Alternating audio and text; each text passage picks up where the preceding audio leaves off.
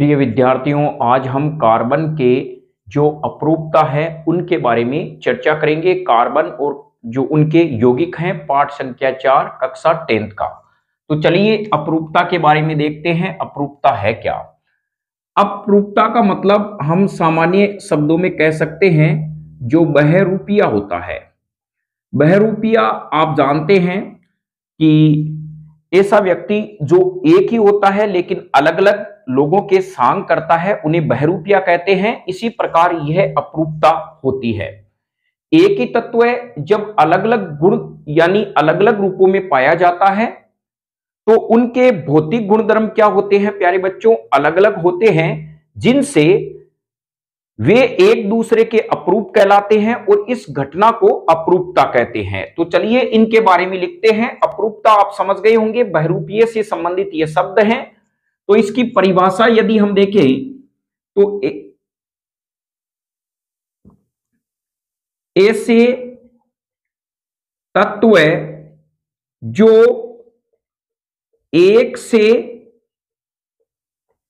अधिक रूपों में, एक से अधिक रूप में पाया जाता है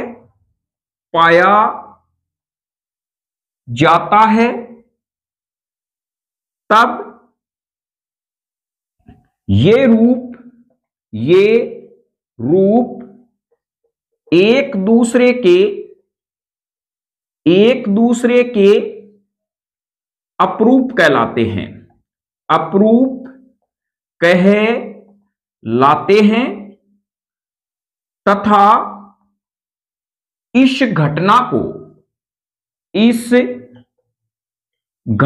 को अपरूपता कहते हैं। अपरूपता कहते हैं। तो यहां पर हम कह रहे हैं कि ऐसे तत्व जो या वे तत्व या एक ही तत्व है, एक ही बात है, ऐसे तत्व जो एक से अधिक रूपों में पाया जाता है तथा ये रूप एक दूसरे के अपरूप कहलाते हैं तथा इस घटना को अपरूपता कहते हैं। फिर हम कह सकते हैं अपरूपों के गुणधर्म एक दूसरे से अलग अलग होते हैं। यह भी ध्यान रखें मित्रों, अपरूपों के गुणधर्म हैं वो एक दूसरे से अलग अलग होते हैं।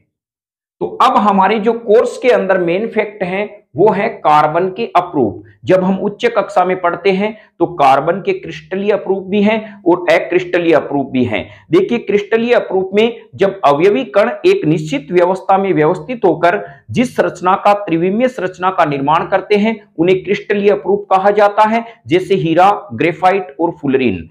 और यदि हम कहें जब कार्बन परमाणु एक निश्चित व्यवस्था में व्यवस्थित नहीं होते हैं तो उनसे जिस अपरूप का निर्माण होता है उन्हें अक्रिस्टलीय अपरूप कहते हैं, जैसे कोयला हम कह सकते हैं, कार्बन ब्लैंक कह सकते हैं। लेकिन यहां पर हमारे जो क्लास 10th में है वो क्रिस्टलीय अपरूपों को समावेशित किया गया है कार्बन का, वो है हीरा, ग्रेफाइट और फुलरीन। तो हम इन्हीं के बारे में डिस्कस करेंगे। तो चलिए नेक्स्ट हम हेडिंग लगाते हैं कार्बन के अपरूप। तो कार्बन के अपरूप में हम जो है हमारे क्लास 10th के अंदर कोर्स में हैं वो 3 प्रकार के हैं और यहां पर उनके बारे में है कि वो क्रिस्टलीय अपरूपी होते हैं। तो हम कहें कार्बन के अपरूप। कार्बन के अपरूप कितने होते हैं? यहां पर हम कहेंगे नंबर 1 हीरा कार्बन का अपरूप होता है। नंबर दूसरी बात करें तो ग्रेफाइट कार्बन का अपरूप होता है। नंबर तीसरा हम बात करें तो फुलरीन, यह भी क्या होता है? कार्बन का अपरूप होता है। अब इनके बारे में हम एक एक डिस्कस करेंगे कि आखिर हीरे की संरचना क्या है, ग्रेफाइट की क्या है, फुलरीन की क्या है। तो चलिए सबसे पहले हम देखते हैं हीरे के बारे में। तो पहला कार्बन का अपरूप है वो है हीरा। सबसे पहले हीरा। तो सबसे पहले हम कह सकते हैं यह कार्बन का क्रिस्टलीय अपरूप है। क्रिस्टलीय अपरूप हैं, अपरूप हैं। यह क्रिस्टलीय कार्बन का क्या है प्रिय मित्रों, यह कार्बन का क्रिस्टलीय अपरूप होता है। और यहां पर हमें इनकी परिभाषा नहीं पढ़नी है, बस आपको एक लाइन याद रखनी है। और हम यानी क्रिस्टलीय अपरूप का मतलब होता है जब कोई अवयवी कण एक निश्चित व्यवस्था में व्यवस्थित होकर त्रिविमीय विन्यास में व्यवस्थित होकर जिस रचना का निर्माण करेगा उसे क्रिस्टलीय अपरूप कहते हैं। और अधिक जानकारी के लिए आप वीडियो पे जाके क्लास 12 के अंदर आपको मैटर मिलेगा न्यू कंसेप्ट क्लासेज में क्रिस्टलीय और अक्रिस्टलीय के बारे में तुलना, उसमें तमाम आप पूरा फैक्ट देख सकते हैं। तो चलिए यहां पर पहला फैक्ट ये, अब हम यहां पे कह सकते हैं इसकी संरचना, इसकी संरचना देखें, हीरे की संरचना क्या होती है। तो यहां पर हम कहें हीरे के अंदर प्रिय मित्रों ये जो एक कार्बन परमाणु होता है वो क्या होता है, अन्य 4 कार्बन परमाणु से घिरा रहता है। यानी इसमें केंद्र में जो कार्बन परमाणु है, कोई भी हीरे की संरचना में हो, कोई भी कार्बन परमाणु अन्य 4 कार्बन परमाणु से घिरकर एक समचतुष्फलकीय संरचना का निर्माण करता है। तो देखिए किस प्रकार से होगा, यहां पर यह इससे जुड़ा हुआ रहेगा, यहां पर यह इससे जुड़ा हुआ रहेगा, यह इससे जुड़ा हुआ रहेगा, ये इससे जुड़ा हुआ रहेगा, फिर यहां पर ये इससे जुड़ा हुआ रहेगा, ये इससे जुड़ा हुआ रहेगा। यानी ये आपस में कार्बन है वो आपस में जुड़े हुए रहते हैं। तो यहां पर हम कह सकते हैं ये संरचना गोल्ड की है, हीरे की है। तो अब यहां पर आगे भी कार्बन इस प्रकार से जुड़े हुए रहते हैं। हीरे में तो बहुत सारे कार्बन परमाणु होते हैं, सबको यहां पर हम शो नहीं कर सकते। यह हम जो संरचना शो कर रहे हैं उनमें हम एक कार्बन परमाणु कितने कार्बन से जुड़ा हुआ है इनको ही हम शो कर रहे हैं। तो चलिए यहां पर ये जो बंध होता है प्रिय मित्रों, यह होता है सह संयोजक बंध। सह संयोजक जो बंध है वो इसके अंदर होता है। दूसरा, इनके बीच में जो दो के बीच में कोण पाया जाएगा, इस बंद कोण का मान 109 डिग्री 28 मिनट का होता है। यानी कार्बन में, हीरे में 2 कार्बन परमाणुओं के मध्य बंद कोण जो होता है वो 109 डिग्री 28 मिनट का होता है। आप गणित में पढ़ते होंगे जब 2 रेखाएं आपस पर आकर किसी मूल बिंदु पर मिलती है तभी उनके बीच में कोण बनता है और हम रासायनिक भाषा में इसको बंद कोण कहते हैं। चलिए यहां पर जो कार्बन परमाणु है इसमें sp3 संकरण होता है। क्या होता है? sp3 संकरण होता है। और यह भी ध्यान रखें इन 2 कार्बन परमाणुओं के मध्य यदि हम दूरी देखें तो 100 यानी 1.54 एंगस्ट्रॉम होती है। 2 कार्बन के मध्य जो दूरी है वो किसी भी कार्बन के मध्य ले सकते हैं, वो 1.54 एंगस्ट्रॉम होती है। ये हीरे की क्या है? संरचना है। तो हम कह सकते हैं हीरे की समचतुष्फलकीय संरचना, समचतुष्फलकीय, हीरे की समचतुष्फलकीय संरचना। तो यहां पर इसको आप नोट डाउन कर ले। तो यहां पर जैसे आप इसकी संरचना बनाते हैं तो देखिए यह बनाते ही मेन इनमें संरचना में यह फैक्ट पूछा जाता है कि इनमें कौन सा बंध है, किस प्रकार से है, बंध कोण क्या है, कौन सा संकरण है, तो यह हमें शो करना है। पहले हीरे की यह हो गई समचतुष्फलकीय संरचना। अब देखिए हम इनका वर्णन लिखेंगे तो क्या लिखेंगे? हीरे की समचतुष्फलकीय संरचना होती है। हीरे में प्रत्येक कार्बन परमाणु सह संयोजक बंध से जुड़ा रहता है, मजबूती से जुड़ा रहता है, इस कारण हीरा कठोर होता है। ध्यान रखें हीरा कठोर क्यों होता है? क्योंकि इनमें प्रत्येक कार्बन परमाणु है वो प्रबल सह संयोजक बंध से जुड़े रहते हैं, इस कारण हीरा कठोर होता है। और हीरा विद्युत का कुचालक होता है। क्यों होता है? क्योंकि हीरे में प्रत्येक कार्बन परमाणु में sp3 संकरण होता है, इसमें कोई मुक्त इलेक्ट्रॉन नहीं पाया जाता, इस कारण हीरा विद्युत का कुचालक होता है। तीसरी विशेषता में हम लिख सकते हैं हीरे में बंद कोण का मान 109 डिग्री 28 मिनट का होता है। और हीरे में प्रत्येक 2 कार्बन परमाणु के मध्य जो दूरी होती है वो 1.54 एंगस्ट्रॉम होती है। और ध्यान रखें एंगस्ट्रॉम हमारे पास में होगा 10 की घात -10 मीटर। 1 एंगस्ट्रॉम बराबर 10 की घात -10 मीटर हमारे पास में होता है। तो चलिए यहां पर यह फैक्ट अब हम लिखते हैं तो इसकी आप एक बार संरचना बना ले किस प्रकार से क्या इनकी संरचना होती है। तो चलिए नेक्स्ट हम, अब आप कहेंगे कि इसकी संरचना किस प्रकार से बनाएं। तो प्रिय विद्यार्थियों एकदम हीरे की संरचना बहुत इजी है, हीरे की तरह लगना चाहिए। तो देखिए यहां पर आप पहले एक लाइन खींचिए, फिर इस लाइन को इस प्रकार से ले ले, इस लाइन को भी इसकी बराबर ले लें, ये 3 लाइनें हो गई, और फिर इस लाइन को थोड़ा सा तिरछा ले और इनसे बड़ा ले, इस प्रकार से बड़ा ले ले यहां पर। अब जब हम इनको मिलाएंगे तो आपको डायमंड की तरह लगना चाहिए कि वास्तव में नगीना है।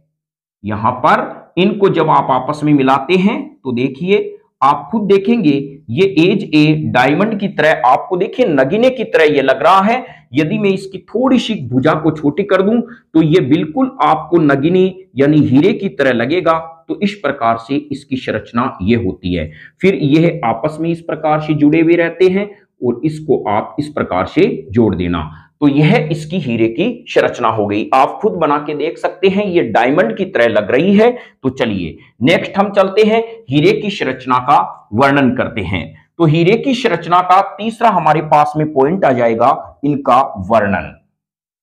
वर्णन में क्या आएगा, इनके फैक्ट हैं, जो संरचना है उसी प्रकार लिखेंगे।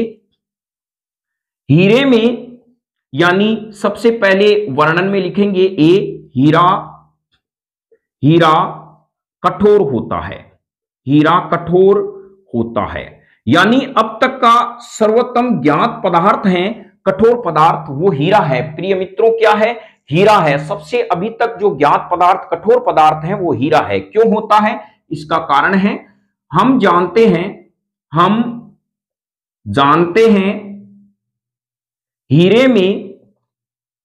हीरे में प्रत्येक कार्बन के मध्य, प्रत्येक कार्बन परमाणु के मध्य प्रबल सहसंयोजक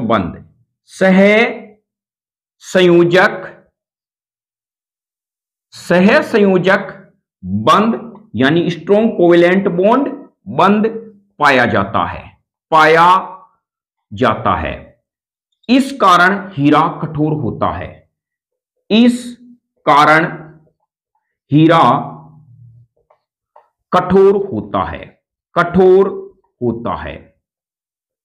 हीरा कठोर होता है। पहला फैक्ट हमारे पास में यह हो गया, हीरा कठोर होता है।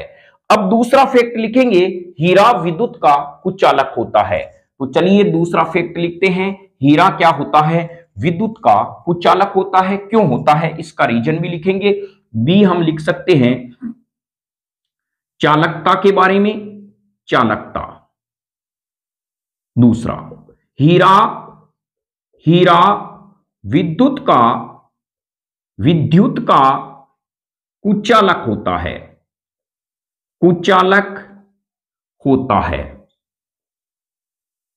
होता है, क्योंकि इसके प्रत्येक कार्बन परमाणु में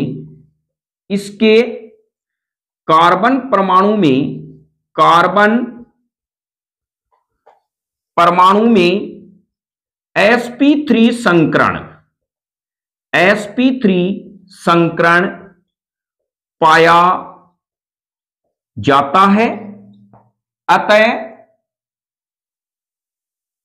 इनमें कोई मुक्त इलेक्ट्रॉन नहीं होता,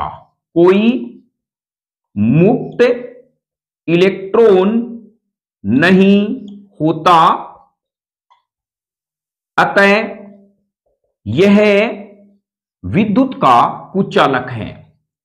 विद्युत का क्या है, कुचालक है।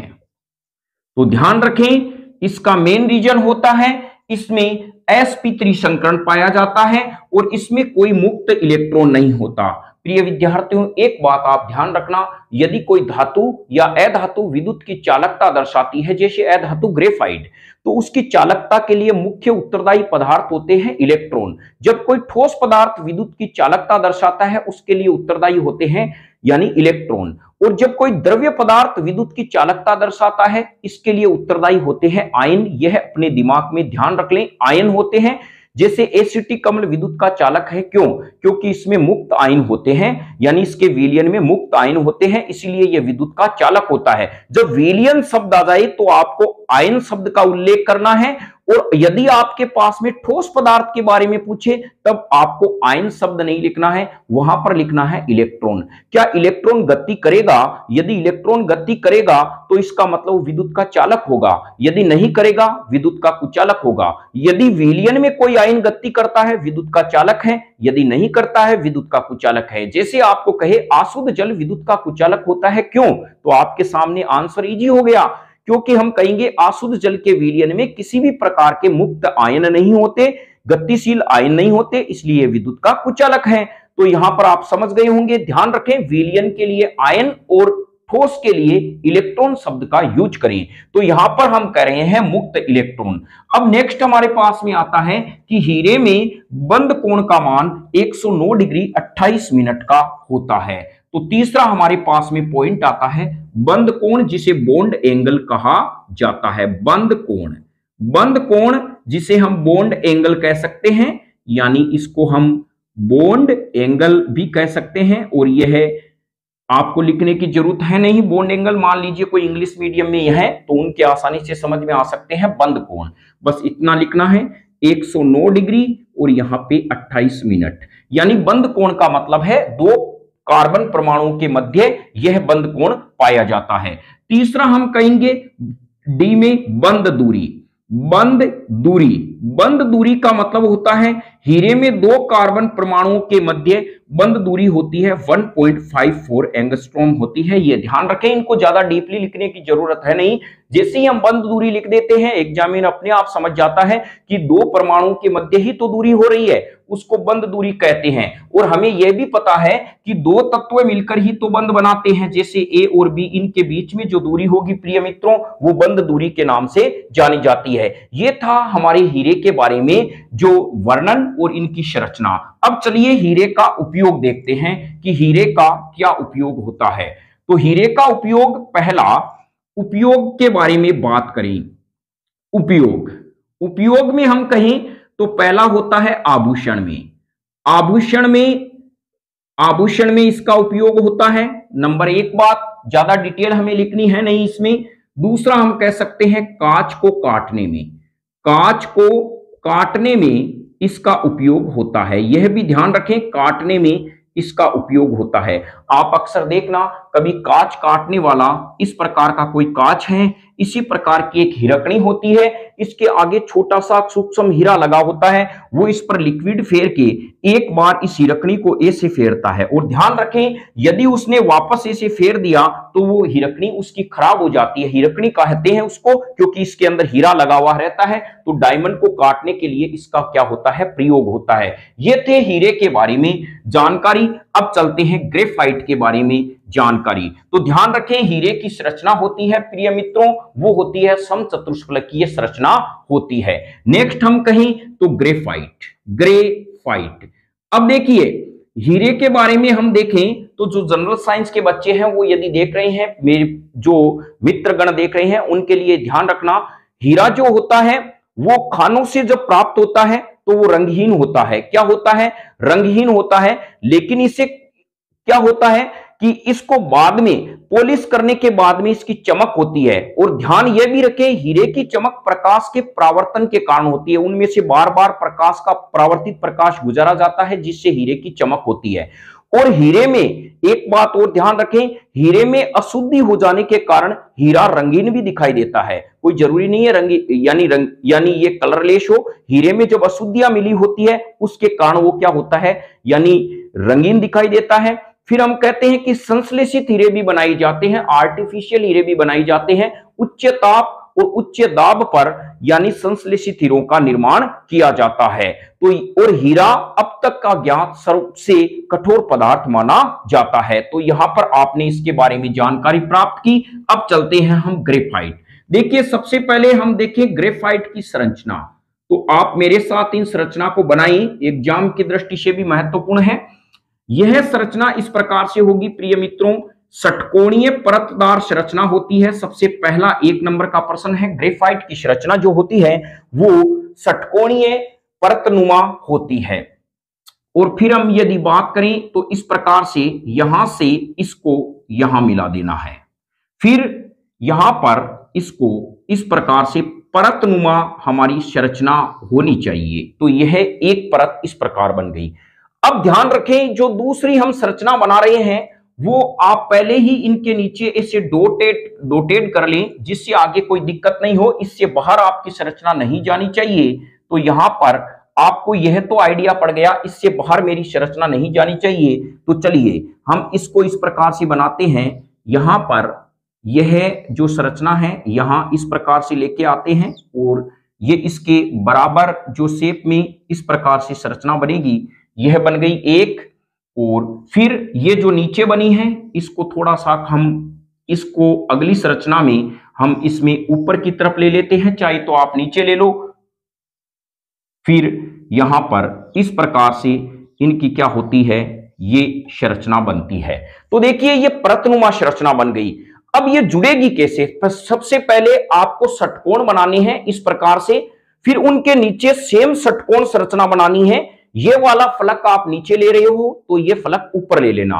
अब देखिए ये वाला कार्बन इससे जुड़ गया, तो अब हम कह रहे हैं कि ये जो हमारे पास में कार्बन जुड़ा है, ये ऊपर वाला कार्बन इस ऊपर से जोड़ देंगे एकदम सीध में। इसीलिए मैंने कहा था आप सीध में संरचना बनाना। और यहां पर इसको इससे जोड़ देते हैं। ये नीचे वाले को मैं इस नीचे वाले से जोड़ देता हूं, इसको इससे जोड़ देता हूं, और इसको नीचे वाले को इससे जोड़ देता हूं, और यहां पर ये वाला इससे जुड़ जाएगा।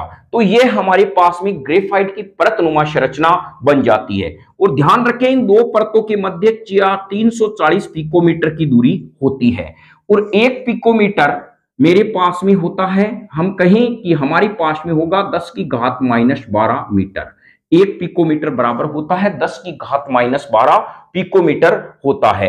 और इन दो कार्बन परमाणु के मध्य जो दूरी होती है 1.42 एंगस्ट्रॉम की होती है। यानी दो कार्बन परमाणु के मध्य जो दूरी होती है, हीरे में तो होती है 1.54 की, इसमें 1.42 की होती है, क्योंकि इनमें क्या होता है कि कार्बन कार्बन के मध्य क्या होता है कि इनमें एकल एकांतर क्रम में द्विबंध भी पाया जाता है। ये हमारे पास में ग्रेफाइट की इस प्रकार से संरचना होती है। तो उम्मीद करता हूं इस संरचना को आपने बना लिया होगा। चलिए अब नेक्स्ट हम इसके वर्णन के बारे में देखते हैं कि इनका वर्णन क्या है। सबसे पहला पॉइंट हम लिखेंगे, हीरे की संरचना परतीय षटकोणीय परतनुमा होती है और ग्रेफाइट विद्युत का कुचालक होता है, क्योंकि विद्युत का सुचालक होता है। ग्रेफाइट विद्युत का सुचालक होता है।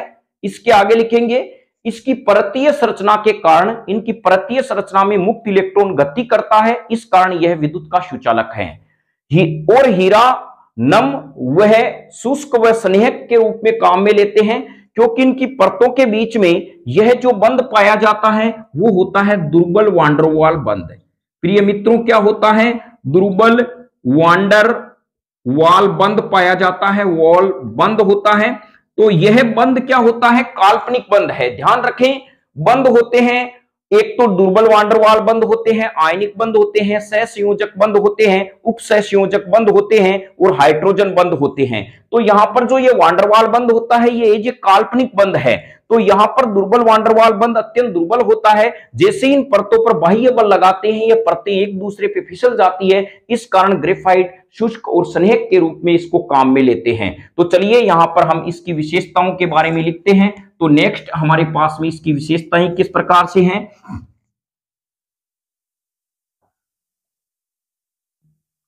इसका वर्णन में हम लिख सकते हैं, नंबर 1 पॉइंट, पहला पॉइंट हमारे पास में है ग्रेफाइट षटकोणीय परतनुमा संरचना के रूप में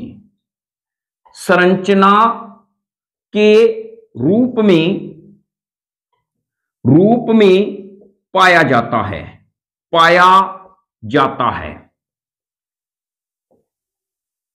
दूसरी बात हम कहें तो ग्रेफाइट यानी चालकता के बारे में देखें। ग्रेफाइट विद्युत का सुचालक होता है। विद्युत का सुचालक होता है अभी मैंने बताया था यह विद्युत का सुचालक इसीलिए होता है, इसकी परतीय संरचना के कारण होता है, क्योंकि इनकी परतीय संरचना में, इनकी परतीय संरचना में मुक्त इलेक्ट्रॉन पाया जाता है जो गतिशील होता है,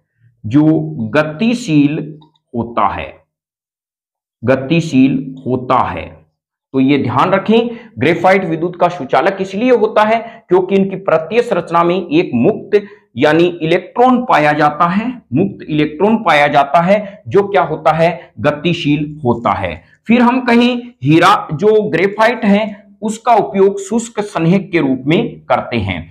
तीसरा हम फैक्ट लिख सकते हैं शुष्क संहयक के रूप में, यानी सी लिख सकते हैं शुष्क संहयक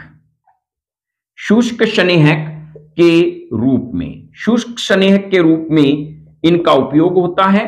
तो इसमें हम लिख सकते हैं, हम जानते हैं ग्रेफाइट की परतों के मध्य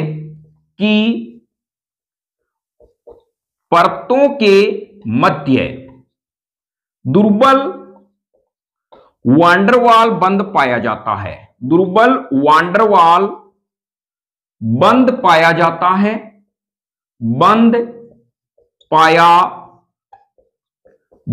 है, जिससे थोड़ा सा बल लगाने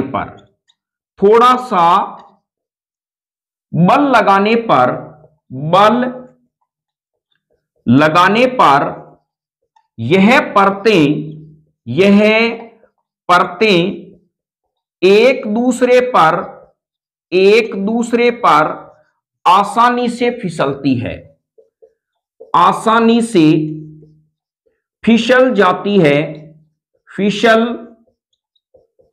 जाती है, अतः ग्रेफाइट शुष्क व संहयक होता है, यानी चिकना होता है, शुष्क व संहयक होता है। तो ध्यान रखें, प्रश्न आ सकता है ग्रेफाइट शुष्क व संहयक क्यों होता है। यही कारण है, इनकी परतों के मध्य दुर्बल वांडरवाल बंध पाया जाता है, जिस पर थोड़ा सा बाह्य बल लगाएं तो ये परतें एक दूसरे पर फिसल जाती है। इन्हीं कारण ग्रेफाइट क्या होता है, शुष्क व संहयक होता है। फिर हम लिख सकते हैं परतों के मध्य दूरी। तीसरा हमारे पास में पॉइंट है, जो नेक्स्ट पॉइंट है वो है परतों के मध्य दूरी। परतों के मध्य जो हमारे पास इसमें दूरी है वो होगी 340 पिकोमीटर। 340 पिकोमीटर, 1 पिकोमीटर बराबर 10 की घात -12 मीटर होता है। दो कार्बन के मध्य और बंद दूरी का मतलब हम कहेंगे कार्बन व कार्बन के मध्य बंद दूरी होती है, वो होती है 1.42 एंगस्ट्रॉम होती है, जबकि हीरे में 1.54 एंगस्ट्रॉम होती है। तो देखिए हीरे और ग्रेफाइट में अंतर पूछे तो हीरे की संरचना समचतुष्फलकीय होती है, जबकि ग्रेफाइट की संरचना षटकोणीय परतदार होती है। हीरा विद्युत का कुचालक होता है, ग्रेफाइट विद्युत का सुचालक होता है। और हीरे में जो हम देखें तो इनमें बंद दूरी का मान दो कार्बन के मध्य 1.54 एंगस्ट्रॉम होता है, जबकि इसमें 1.42 एंगस्ट्रॉम होता है। तो यह 1.42 एंगस्ट्रॉम होता है। तो यह हीरे के अंदर, इसके अंदर क्या है कि जो है डिफरेंस है। फिर चलिए नेक्स्ट, अब हम इन ग्रेफाइट के उपयोग के बारे में देखें। तो उपयोग सबसे पहला उपयोग है लिखने वाली HB पेंसिल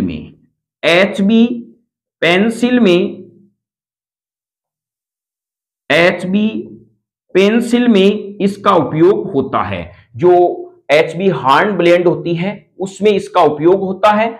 दूसरा हम कह सकते हैं इलेक्ट्रोड के रूप में, इलेक्ट्रोड के रूप में।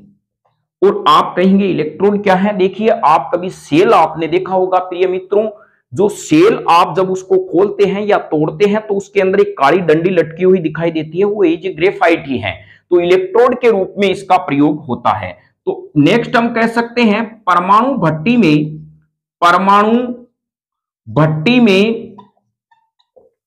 मंदक के रूप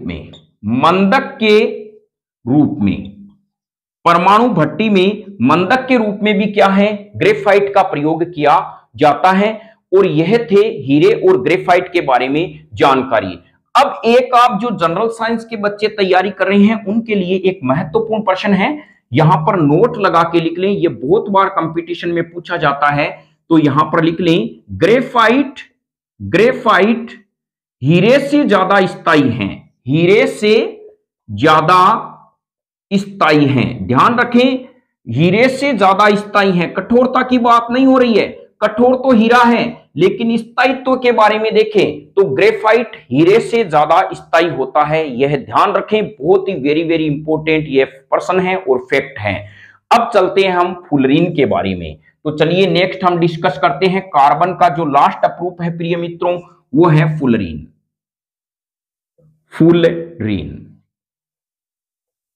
फुलरीन, इसकी सबसे पहले खोज के बारे में देखें। खोज, इसकी खोज की थी बंकमिनिस्टर फुलर ने। इसकी खोज बकमिनिस्टर फुलर ने इसकी खोज की थी। बकमिनिस्टर फुलर ने इसकी क्या की थी? खोज की थी। इसी के नाम पर इसका फुलरीन पड़ा, यानी इन्हीं के आधार पर इनका नाम क्या रखा गया? फुलरीन रखा गया। फिर हम कहें कार्बन की संख्या, तो ध्यान रखें अलग अलग फुलरीन होते हैं, C60 भी होता है या C70 भी होता है। और 10th क्लास में जो कोर्स में है वो है C16। और ध्यान रखें यहां पर C16 को भी फुलरीन कहा जाता है। आपको कहिए C16 क्या है तो आप कहेंगे ये कार्बन का अपरूप फुलरीन है। नेक्स्ट यदि हम फुलरीन के बारे में देखें तो इसका आकार कैसा होता है? इसका आकार होता है गुंबदनुमा। कैसा होता है? गुंबदनुमा होता है। और हम कहें इसका आकार फुटबॉल जैसा होता है। और इसे बंकी बॉल भी कहते हैं। क्या कहते हैं? बंकी बॉल भी कहते हैं। यह ध्यान रखें, इनके आकार के बारे में भी कभी कभी प्रश्न आ सकता है। फुलरीन का आकार है गुंबदनुमा होता है, फुटबॉल जैसा होता है और बंकी बॉल भी इसे कहा जाता है। अब हम इनकी संरचना देखते हैं फुलरीन की। तो चलिए, फुलरीन की संरचना फुटबॉल जैसी है और हमें फुटबॉल जैसा ही दिखाई देना चाहिए। जब हम इनकी संरचना बनाते हैं तभी एग्जामिनर क्या होगा? संतुष्ट होगा। तो चलिए इनकी संरचना बनाते हैं बहुत ही आसान शब्दों में और आसान लहजे से, एकदम इजी वे में। पहले आप एक षटकोण बना लीजिए, फिर इससे सटा हुआ एक और षटकोण बना लीजिए प्रिय मित्रों। यह आपके पास में षटकोण बन गया। देखिए, दो यहां पर षटकोण बन गए। अब हम कह सकते हैं यहां पर जब आप ऊपर एक रेखा खींचो तो इसको इस प्रकार से खींच लेना, ये इससे लंबी नहीं जानी चाहिए, इनके मध्य में रहनी चाहिए। इस प्रकार से यहां पर हम कह सकते हैं ये संरचना यहां पर हो गई। फिर यहां पर इन दोनों के बीच में रेखा खींचना, और ध्यान रखें इनसे ज्यादा लंबी नहीं होनी चाहिए इन दोनों के बीच में। इसको इससे मिला दे, इसको इससे मिला दे। अब यह हमारी संरचना फुटबॉल जैसी दिखाई दे रही है। अब हमें करना क्या है? यहां पर एक डबल बॉन्ड लगाना है इस प्रकार। फिर देखिए इसमें डबल बॉन्ड लगा दिया, इसको छोड़ के हमें डबल बॉन्ड यहां लगाना है, इसको छोड़ के डबल बॉन्ड यहां पे लगाना है, इसको छोड़ के यदि हमें कहीं अब कहां पे डबल बॉन्ड लगाएंगे? देखिए इसको छोड़ के यहां पे। डबल बॉन्ड एकांतर क्रम में पाए जाते हैं, इसीलिए फुलरीन क्या होता है? एरोमेटिक यौगिक होता है। फिर इसको छोड़ के हम डबल बॉन्ड यहां लगा देंगे, इस बॉन्ड को छोड़ के यहां लगा देंगे, इसको छोड़ के यहां पे डबल बॉन्ड आ जाएगा। और कार्बन इसमें कितने होते हैं? हम कहेंगे यह संरचना है फुलरीन की, और फुलरीन अर्थात C60 की इसमें यह संरचना है। अब यहां पर हम कह सकते हैं, आगे हम इसको इस प्रकार से, बहुत सारे कार्बन परमाणु जुड़े हुए हैं, तो ये आपस में जुड़कर इस प्रकार यह एक फुटबॉल नुमा संरचना बनाते हैं। कभी आप देखना फुटबॉल या वॉलीबॉल जो आप देखते हैं, तो इसमें इस प्रकार की क्या है कि हमने इस प्रकार से हमें यह संरचना दिखाई देती है। तो उम्मीद करता हूं फुलरीन की संरचना आपके आसानी से समझ में आ गई होगी। तो फुलरीन की संरचना कहे तो इस प्रकार की आपको संरचना बनानी है। अब देखिए इसमें लिखना क्या है, इसमें यह लिखना है कि इसमें देखो, आप गौर से देखोगे ये षटकोणीय वलय हैं जिसमें 6 भुजा हैं, 1 2 3 4 5 6, और ये मेरे पास में है पंचकोणीय वलय, 1 2 3 4 5, इसमें 5 भुजा हैं। तो फुलरीन में क्या होता है, टोटल 20 फलक होते हैं,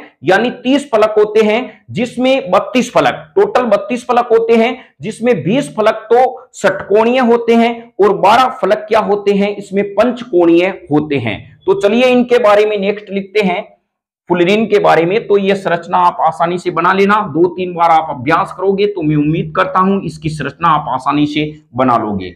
अब इनके बारे में जो वर्णन लिखें तो फुलरीन के बारे में, तो इसके बारे में हम लिख सकते हैं, पहला पॉइंट इसकी संरचना फुटबॉल नुमा होती है। दूसरा हम कह सकते हैं इसमें 32 फलक होते हैं, 32 फलक होते हैं, 32 फलक होते हैं जिनमें 20 फलक षटकोणीय यानी हेक्सागोनल षटकोणीय तथा 12 फलक, प्रिय मित्रों 12 फलक पंचकोणीय होते हैं, पेंटागोनल होते हैं, पंचकोणीय होते हैं। तो ये था फुलरीन के बारे में जानकारी। नेक्स्ट हम लेके आएंगे एथेनॉल और की। अब जो कार्बन के बारे में टॉपिक बचा है वो है इनके रासायनिक गुणधर्म।